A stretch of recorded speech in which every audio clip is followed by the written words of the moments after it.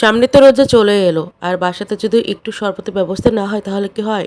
তাই তো আজকে আমি রোজার জন্য বানিয়ে নিলাম হোমমেড স্বাস্থ্যকর ট্যাং। আসসালামু আলাইকুম, বলছিলাম সাথিস কুকিং স্টুডিও থেকে।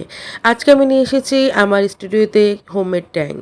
একেবারে ইজি একটা রেসিপি, আপনার বাসাতেই সব কিছু থাকবে এবং একেবারে স্বাস্থ্যসম্মত উপায়ে আপনি কীভাবে বানিয়ে কীভাবে সংরক্ষণ করবেন সেটা আমি বলে দেবো। এই ট্যাঙ্কটা বানিয়ে আপনি এয়ারটাইট বক্সে মিনিমাম 6 মাস খুব ভালো মতো রেখে দিতে পারবেন। রোজাতে যেহেতু সারাদিন পর সবাই একদম প্রথমে শরবত দিয়েই আমরা শুরু করি, তাই তো আজকে আমি রোজার জন্য একেবারে বেশি করে বানিয়ে নিচ্ছি এইখানে হোমমেড ট্যাঙ্ক। প্রথমে নিয়ে নিচ্ছি একটা ব্লেন্ডার জার। ব্লেন্ডার জারটা অবশ্যই আপনাকে শুকনো হতে হবে। এতে নিয়ে নিলাম আমি হাফ কাপ পরিমাণ চিনি। চিনিটা কিন্তু অবশ্যই হাফ কাপ দিবেন, এর বেশি না। আমি এখানে হাফ কাপের রেসিপি বলছি। 1/4 কাপ ভালো মানের একটা গ্লুকোজ দিয়ে দিবেন। আর এই যে এই বোতলটা খুব ভালো মতো দেখেন, আপনি ট্যাঙে যে টক একটা স্বাদ নিয়ে আসবে, সেই টক স্বাদ নিয়ে আসার জন্যই এই সাইট্রিক অ্যাসিড দিতে হবে। তবে খুব বেশি যে লাগে সেটা না। সাইট্রিক অ্যাসিডের আরেকটা উপকারিতা হলো আপনি ট্যাংকটাকে ভালো রাখতে সহায়তা করে। সাইট্রিক অ্যাসিড এখানে আমি দিয়ে দেবো মাত্র হাফ চামচ।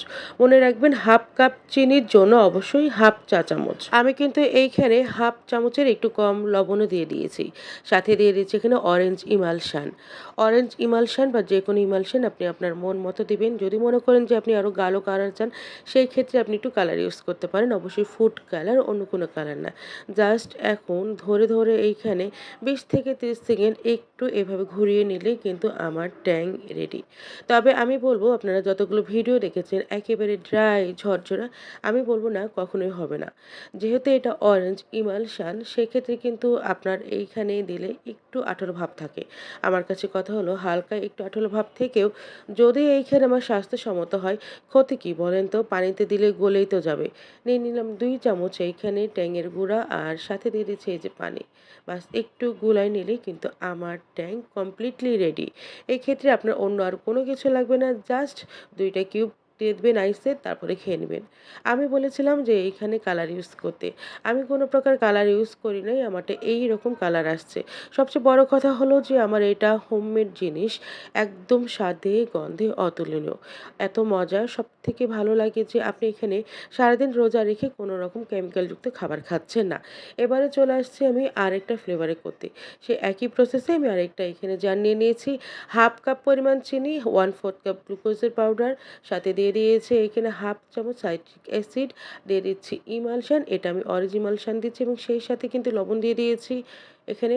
আর এর পরে ফুড কালার। আমি একটা ভালো ব্র্যান্ডের এইখানে ফুড কালার ইউজ করছি। যেহেতু খাবার জিনিস, চেষ্টা করবেন ভালো ব্র্যান্ডের ফুড কালারগুলো ইউজ করতে। সবকিছু ঘুরিয়ে নিলেই কিন্তু আমার লেমন ফ্লেভারে যে ট্যাং সেটা কিন্তু রেডি। এপাশে আমি রেডি হতে দিচ্ছি। সেই ফাঁকে মাঝখানে বলে দিচ্ছি যে আমার একটু শারীরিক প্রবলেমের জন্য আমার ভয়েসটা এরকম শোনাচ্ছে, এবং যারা আমার চ্যানেলে নতুন আছেন অবশ্যই আমার চ্যানেলটাকে সাবস্ক্রাইব করবেন, লাইক দিবেন, কমেন্ট করে জানাবেন। আর চেষ্টা করবেন বাসাতে অবশ্যই এটা বানিয়ে রাখার জন্য। যেহেতু সারাদিন রোজা রাখার পরে আপনাকে একটু ইফতারের শরবত লাগেই, সেহেতু চেষ্টা করুন অবশ্যই ভালো কিছু খাওয়ার জন্য। দোকানের খাবার না খেয়ে চেষ্টা করুন বাসায় এইরকম একটা রেসিপি ট্রাই করতে, যেন আপনার স্বাস্থ্যটা ভালো থাকে, মনটা ভালো থাকে। আজকের মতো আল্লাহ হাফেজ, আসসালামু আলাইকুম।